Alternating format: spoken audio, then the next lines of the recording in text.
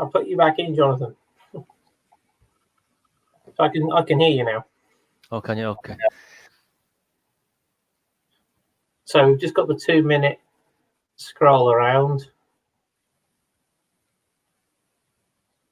Click on the banners.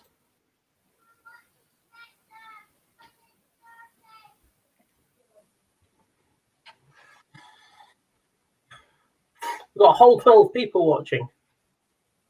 Yeah, plus the Facebook, but you don't. I don't think it. I'm not sure. Got 2 likes on Facebook. Okay. Jenna just told me the audio is live.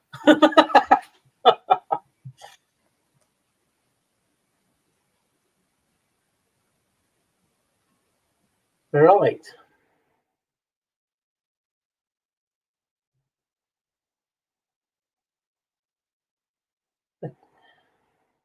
There's our opportunity to see all the trees that aren't there anymore.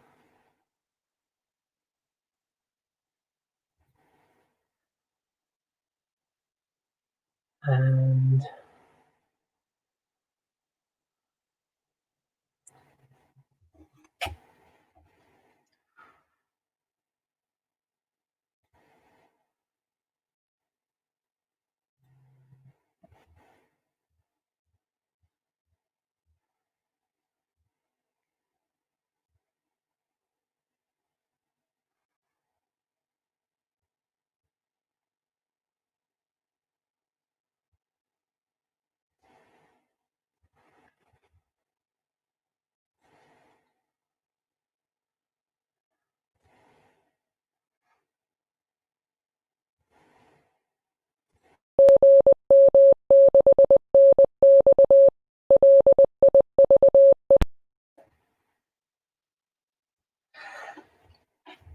good evening.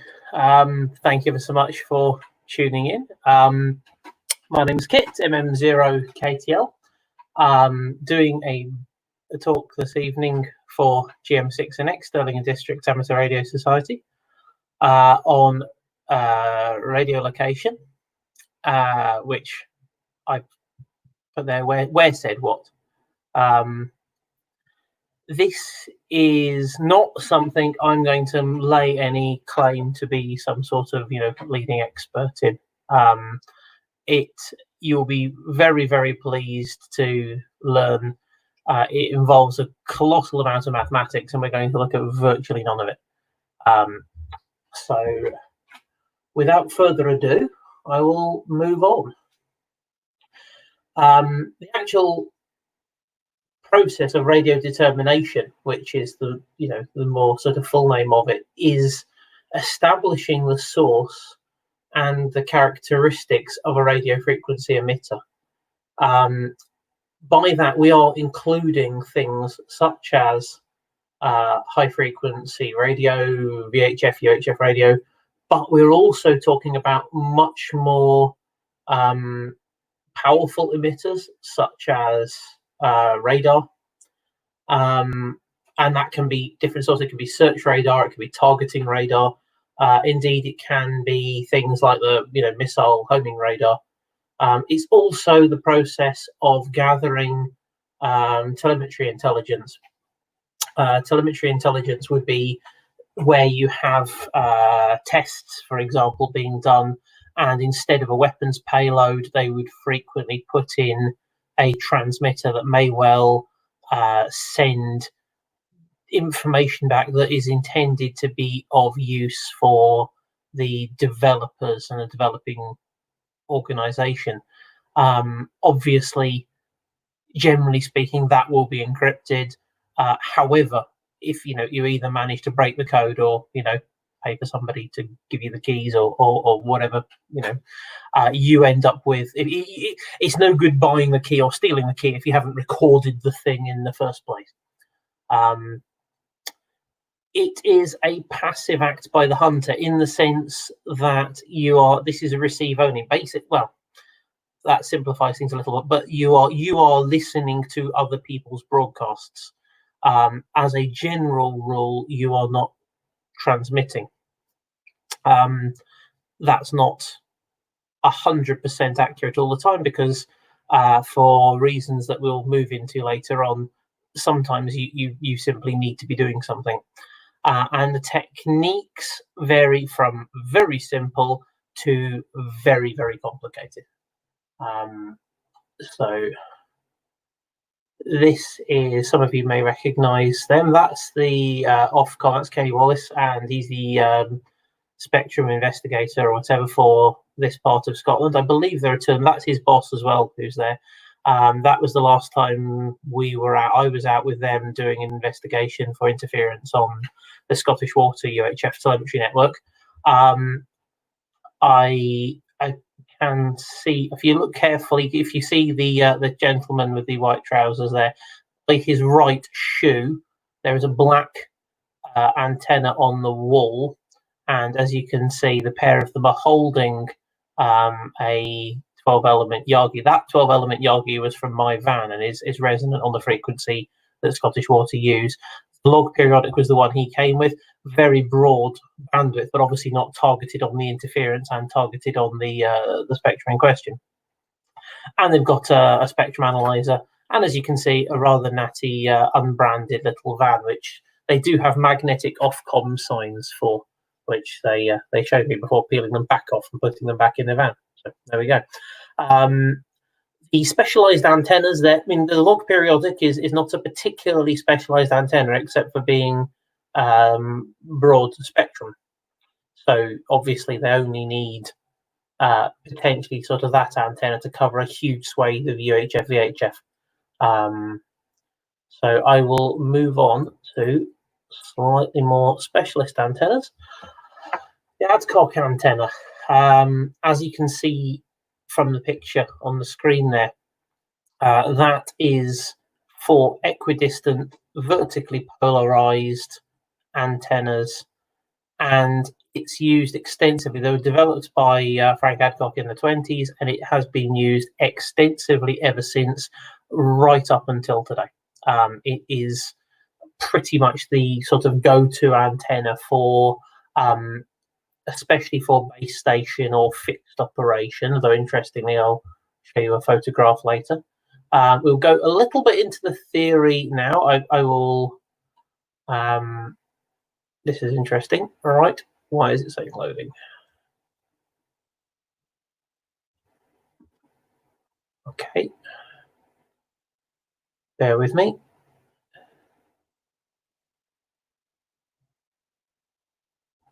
Right.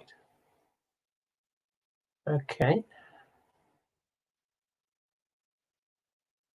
I was optimistic there. We do have a link, that's okay.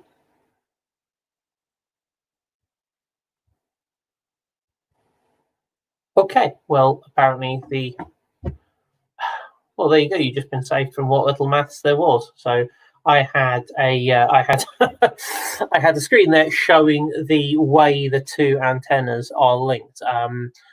In effect, you are linking the two, and you are using generally a fifth antenna to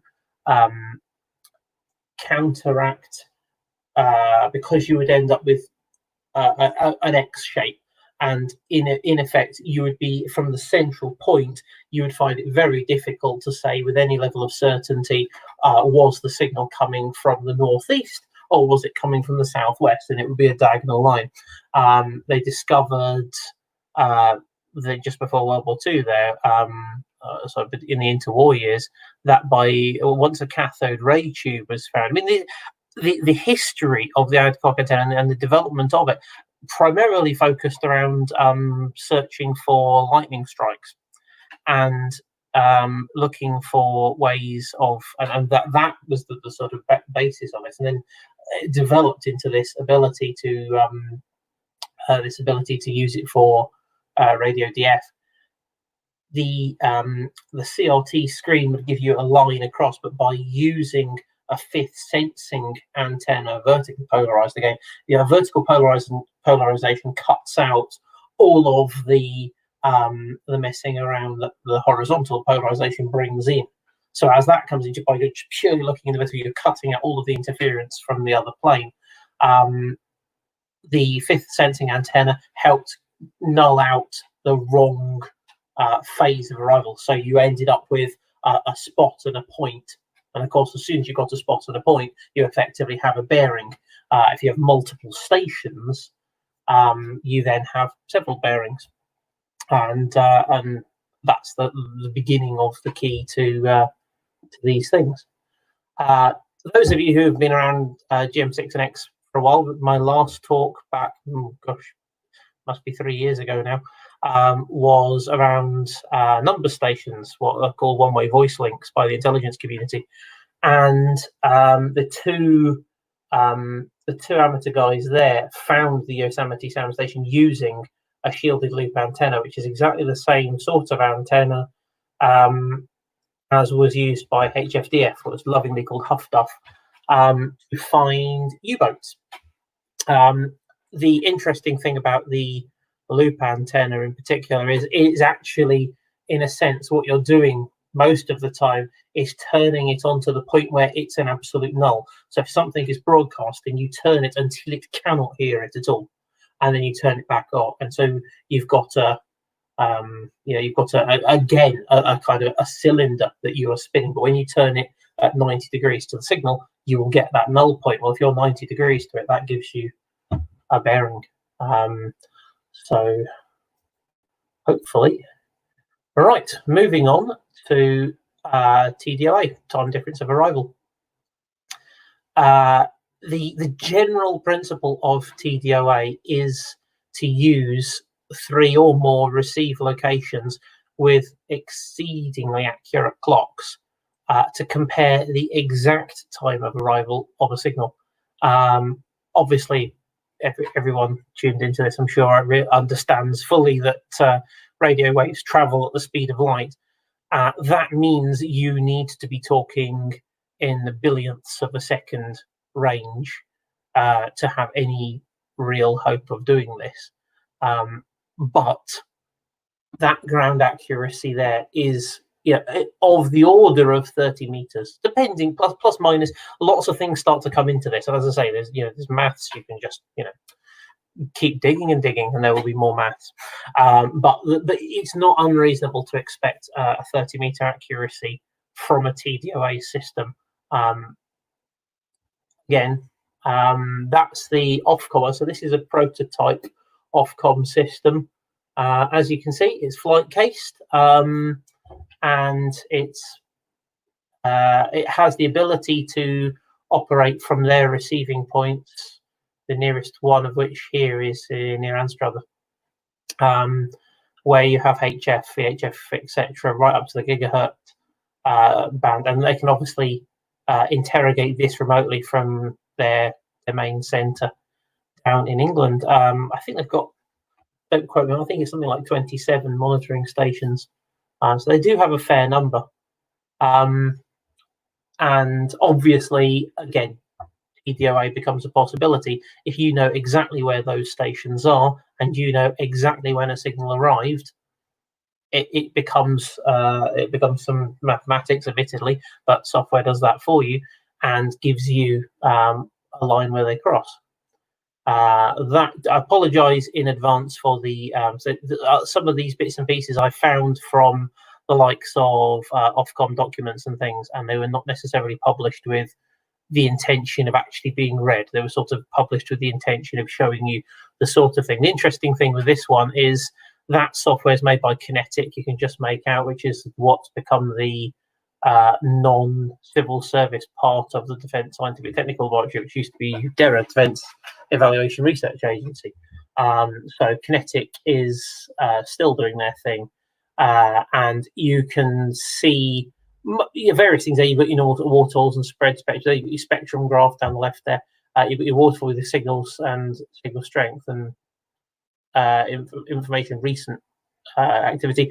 Top right there seems to be some sort of tracking of what the motor, and of course the exact time when things are logged, and so it's effectively like some sort of logging window. Again, if somebody's recording something, it's saying, where did you file it? Basically, what was it tuned to? The interesting thing, in a sense, is that bottom right-hand display there, position finding results, is what it says, just to just at the top left there, and you literally have a Ordnance Survey map. So they do have that sort of technology. As I say, that was this was being trialed in 2009, possibly. So something either that or similar to it has been deployed. I haven't been in and seen it, I hasten to add. I've just spoken to people about it. That one there gives you again, apologies for the resolution. However, you start to see what you're doing with TDOA. So the time arrival means all you ever have is a curve. It's not giving you a bearing. It's simply saying from that time of arrival, it must be this distance from my reception point. It's only when you start crossing it with multiple other receivers that you start getting into this one, where you can see immediately down here there is a point, and as it says, interferer. So that's where you start gaining the value out of the system. Is clearly when you have multiple receive stations, and the more you have, partly covering it. Com don't have the budget for this one. This one was the United States. That is the array from RAF Chicksands, I believe. Yes. Iron Horse was its going. For reasons that will be completely apparent, they were colloquially referred to as elephant cages, which, looking at that, seems like a reasonably good description. It's actually 3 separate arrays. I'm not going to go into any massive detail on this. I mean, I'll mostly put it in video. If you've got the money, this is what you can do. They have 8 sites globally.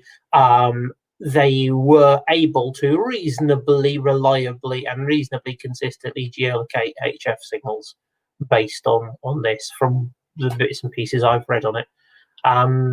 You've actually got 3 separate. You've got the outer one here, which was 1.5 meg to, I think, possibly 18 or something, and then you've got the inner ring there, which picked up there. It may have actually been 10, and then that one was 10 to 20. I forget the exact detail, but basically you can actually see there's an inner, a very inner one around. There's like a wooden layer, so there's actually effectively 3 antenna systems here. Again, all receive. You can see they're all, again, the same thing, vertically mounted. Each element gives them an angle of arrival of for the computers to calculate. I found one photograph, reliable, a half decent photograph there of what the inside was. And one of the interesting things is the sheer number of teletype receivers. So no prizes for guessing what they were mostly decoding. So they were getting over, but they were also carrying out signals intercept of what was coming in from quite probably base stations or ships at sea, etc., that were broadcasting information. And this allowed them to record it all magnetic tape and printed and so on. I completely don't understand why this is doing this.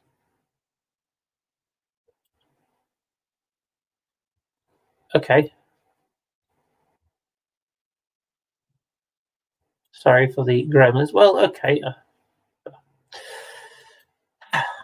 This is skip slightly forwards. I have this suspicion that that's possibly what would win an award for what looks like the single most uncomfortable thing to walk into a battle with. This is the brand new US Army man-portable electronic warfare suite.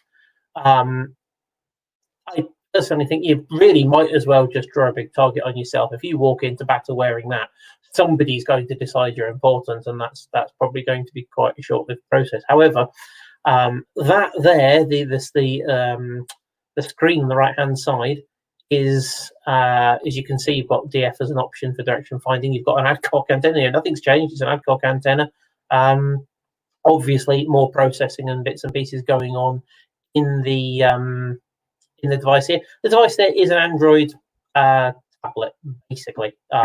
I think Samsung do what you could only really describe as a kind of ruggedized military tablet type thing, and that's what they're doing with. So it takes away all the development costs of writing specific sort of operating systems and things. And as you can see, you've got a frequency, you've got a spot. This man pack has the ability to identify and target enemy emissions.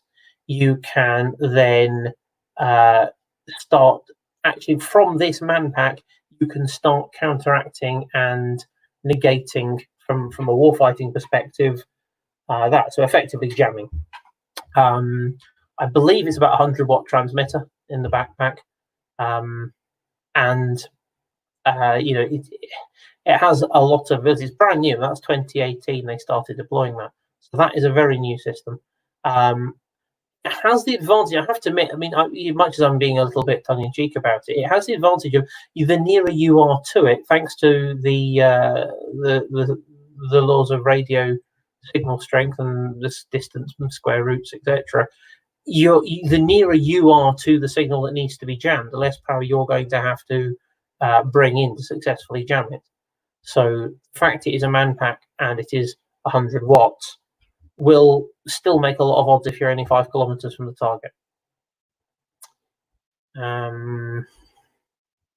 This is deeply frustrating. Okay, so I missed my favorite plane, which was in there, which was in slide 18. Slide 19 is the replacement, which is the Air Seeker. This is a RC135W rivet joint. Probably the only time I can think of in history that somebody has effectively gone out shopping for an aircraft to replace an old retiring aircraft and bought one that was slightly older than the one they were getting rid of. However, it is still supported by the US. So, and they did deliver it on time, and I say to budget, but we're talking hundreds of millions of pounds. So, you know, budget in speech marks. I do not understand. Okay. So, ironically, the photograph I managed to find of the inside of that had a picture of the inside of the RC135. They are very cautious. I mean, the only time I ever saw a photograph of the R1, there are only 3 R1s, and one of them was destroyed in a crash, and they had to kind of hurriedly make a new one. So they effectively had 4, but only 3 ever at one time. The only time I've ever seen this was after they were removed from service, and they kept 1. So effectively, the back of the plane has all of the SIGINT equipment, saying that Star Window 1992 introduced a network of 2 high-speed and 22 digital pooled receivers. So this was back in 1992. Frequency agile emitters were findable, should I say? Sorry, I probably phrased that badly there. So the goal here is having a very broad bandwidth and using the capture that they have, looking for signals, and interestingly, and in a sense, that's the bit that the real-time, sorry, me clicking, and it's hopefully not loading the next one either. The real-time pre-formatted report, this is where you're starting to move into a world of, rather than simply sending a plane out and the plane captures the information and logs it and somebody somewhere writes a report about it later, this is much more into a world of, can we do something very active in real time to support things on the ground, where as an action or an activity is happening, your data that's coming in starts to affect the action on the ground, and you start forming that chain of, this is what the enemy is doing. We know that they are doing this because this asset over here is seeing movement on the ground, but this asset over here is recording who is talking to that and what they're saying, or, you know, how much communication there is. You don't, I mean, obviously with encryption, you don't always have access to what somebody's saying, but of course, if everybody is talking to a point or a couple of points, even if it's all encrypted, you can still pretty rapidly understand that, you know, if you think about it, even if you didn't know what GM6NX was, you could still work out that by following all of our lives, we keep going to this one building. Every so often we go to this one building just outside Stirling. You might not know what that is, but you'd understand that there's some sort of importance. And if you can infer something from everything you know about all the rest of us, you might say, well, that's fine. They're all amateur radio people and they all only go to basically this building and Tesco's or whatever. Therefore, even without knowing that it's an amateur radio building, you would start to infer that. That gets extended out into everything else. So you can start to infer where a headquarters is or where a fuel or ammunition resupply place is and so on. Just extra bits there. Extract and Tiger Shark, they're all code names for projects that then I believe have been integrated into the RC135 now. Some of this came from the Nimrod. I love it when it says that. Why limit it to Earth? You can put the receiving radio on an orbiting satellite, and you have circular error of probability of around 30 kilometers. If you've got 3 satellites, you can potentially get that down to 10 kilometers, obviously square, and 10 kilometers square is still a reasonably large area to need to search for a transmitter. However, you know, if you're starting from the point of view of we know there's a problem somewhere, you've narrowed it down a heck of a lot, and it's an asset that you don't have to sort of feed and clothe and refuel and whatever. Yes, it costs a lot to get it up there in the first place, but once it's up there, it's doing its job 24 hours a day. Ephemeris data is the exact orbital parameters of a satellite. It matters for this, matters for GPS as well, because, as I said there, GPS uses a variation. So effectively, you're doing it in reverse. Instead of you sending up a receiver and listening to where transmissions are coming from, with GPS, you're carrying the receiver, and there are 31 transmitters floating around the globe. For Navstar anyway, for the GPS constellation. Obviously, the Chinese, Russians, Europe, etc., have their own other constellations. But again, by doing that mathematics, you encoded in the signal is the exact position of where that satellite was. So by listening all the time on the multiple channels, you start to integrate using obviously horrible mathematics exactly where you are on a global surface from the exact arrival times of these, and the exact transmission times of these various systems.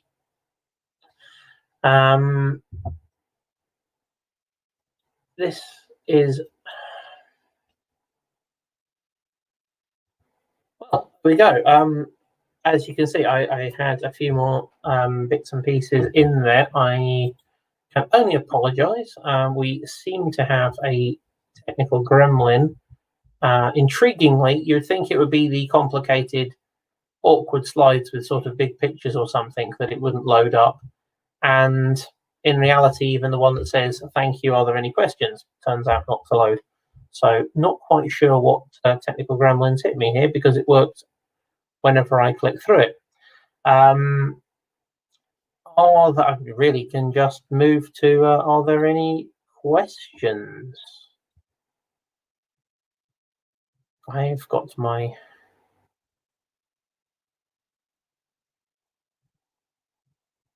I've got my window open. I do apologise for the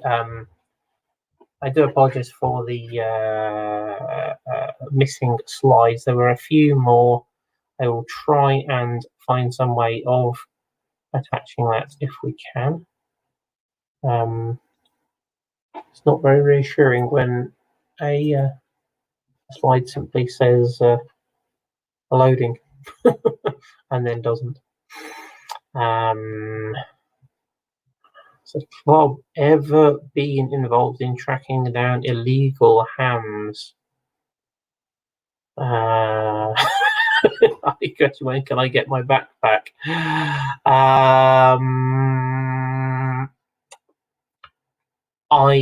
To my personal knowledge, Hugh may be a far better person to answer that, actually. My personal knowledge, we certainly tracked down and handed over to Ofcom the interference that was caused by an arcing piece of electric equipment not very far from the club, actually.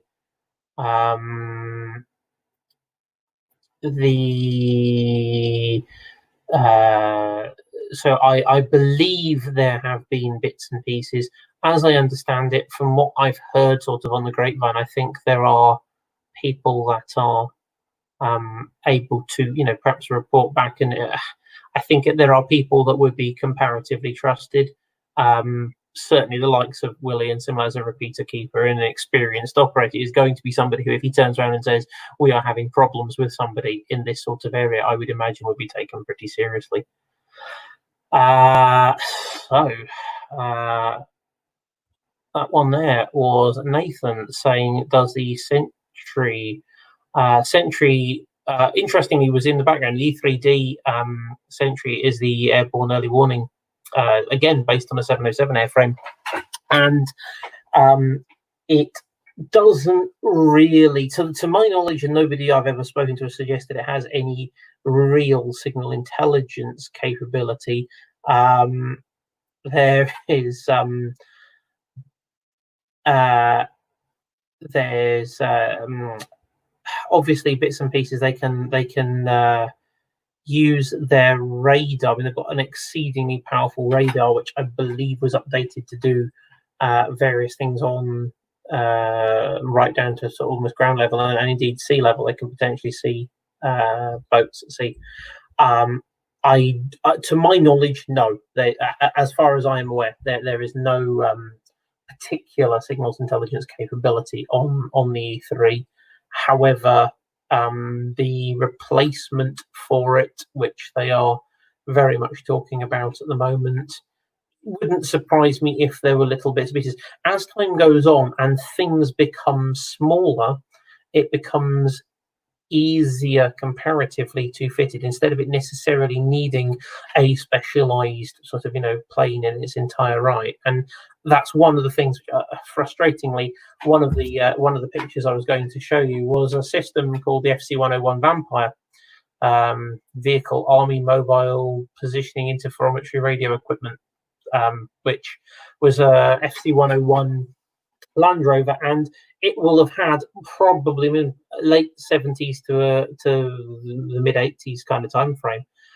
Will have had far less advanced processing capabilities than that Manpack had, just because what happened with microprocessors and the amount of computing power you now have in your mobile phone. So yeah. Willie is saying he's used the club antennas to track illegal transmissions on a commercial system. So there we go. And I think any more for any more. Unfortunately, a rather short one. I can only apologise there. My run-throughs of it worked absolutely fine. So not sure what happened the moment it linked up to StreamYard.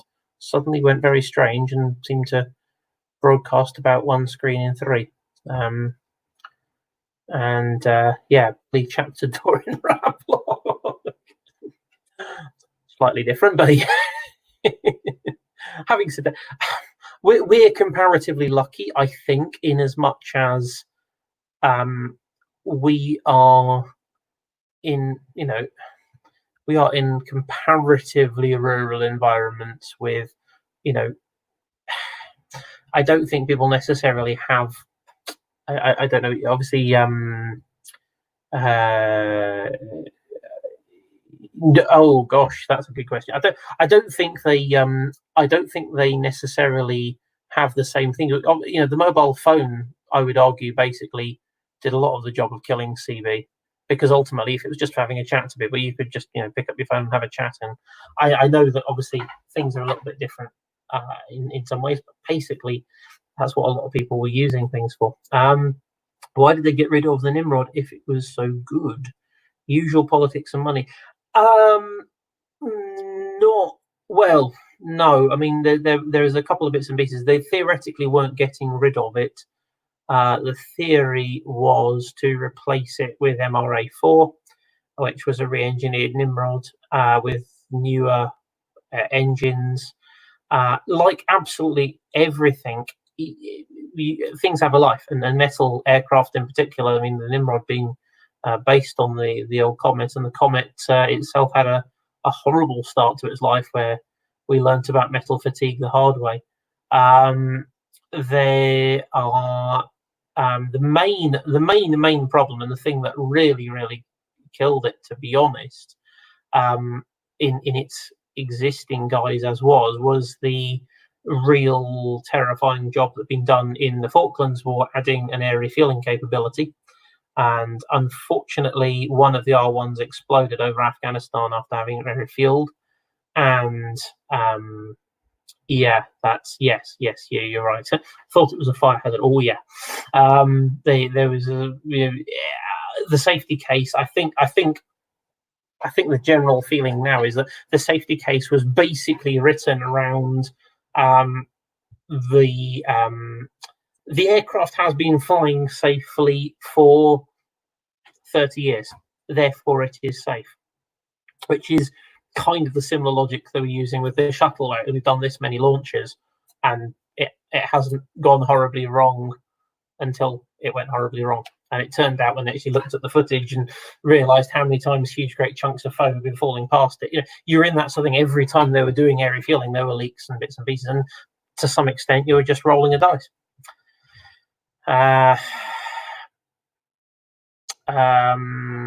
Bob Bryce worked with an anti-submarine warfare Nimrod for yeah. I used to be Nimrod MR2. The magnetic anomaly detector is, I find it fascinating. But yes, I heard that from my uncle, was a surface radar operator for 206 Squadron on the Nimrods, and yes, his stories about flying very low with the mad boom out, and obviously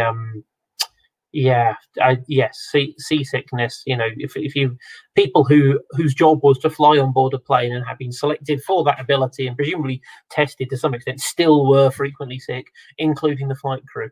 But still, you have to trawl around the Baltic.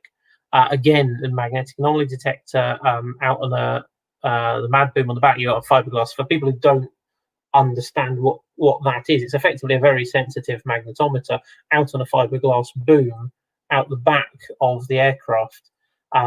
You are looking for variances in the Earth's magnetic field caused by the presence of an awful lot of metal,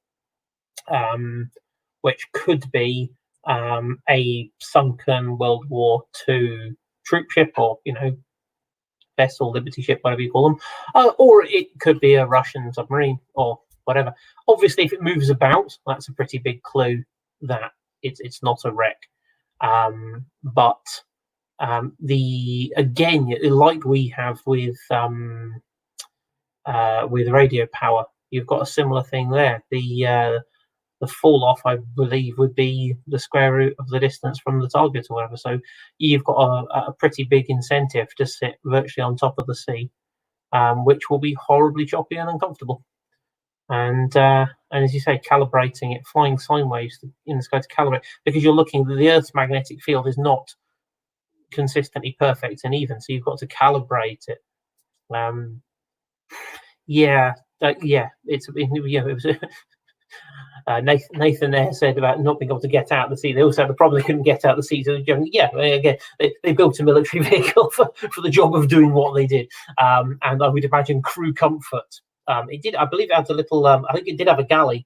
You could get sort of coffee and your heated meal, and there was a toilet or something. I genuinely hate to think what that was like after a refueled flight that would be potentially 12 hours plus. But there we go. So yes, used all over Africa. Yeah, Nathan saying that for a while, it was actually, as far as I understand it, and I don't have a lot of particular knowledge on its actual exact role. I think it was mostly that it had the ability to relay real-time information, so it could effectively act as a flying sort of relay point. You could get information in from somewhere else and rebroadcast out, and vice versa. And they could capture what a local force was seeing and doing, whether it was video or captured information, whatever it was. They were able to take that as a presumably UHF directional antenna pointed vaguely at a certain bearing. The Nimrod flying a racetrack will be able to pick that up and then relay it, whether it's via satellite or just via a different radio frequency, back to HQ. Afghan not being a guy. Nathan's just saying that he was told by a guy and they couldn't get out of the seats while in Afghan. Nice. That's going to be many hours cramped in, and I can imagine it was not the most comfortable environment. Right. You can actually, I think they are fresh out of questions. Sorry, me scrolling my mouse over something actually throws it on the screen, which wasn't quite what I was trying to do there. Just trying to make sure I haven't missed any further up.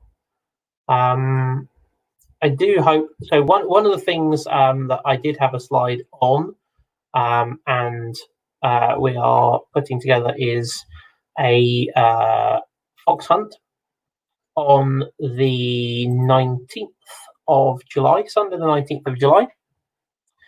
If any of you bring a rivet joint, then that's cheating. In all seriousness, the details we're still working out. There's a few bits and pieces, and it's got to be it's got, obviously we've still got the various sort of social distancing and other bits and pieces going on, but we can obviously potentially do this entirely from our own vehicles or whatever. Ross has offered some bits and pieces of kit, which I'm very grateful for. We will confirm, so you'll get an email out with more details and bits and pieces. People will be extremely welcome to bring their own kit, make their own kit, or do whatever they want to do.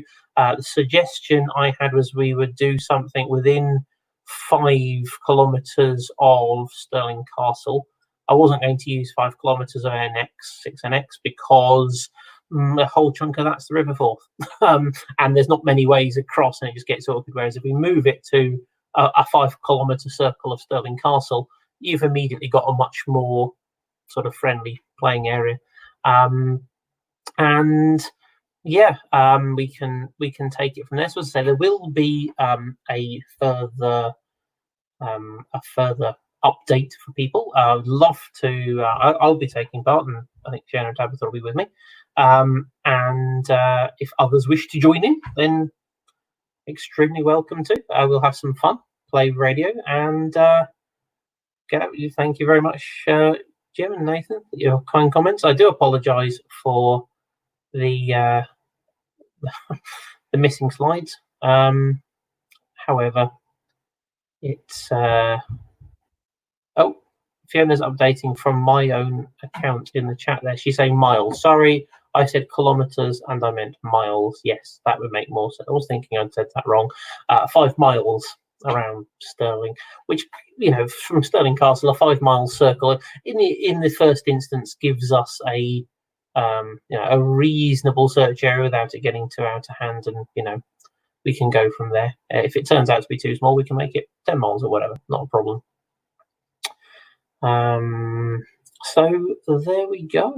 Thank you ever so much for everybody who came along, and I do hope everybody is well and playing a radio, and I'm sure that I will exchange pleasantries with you, whether that's down the club when we all get back to doing bits and pieces, or alternatively over the air sometime.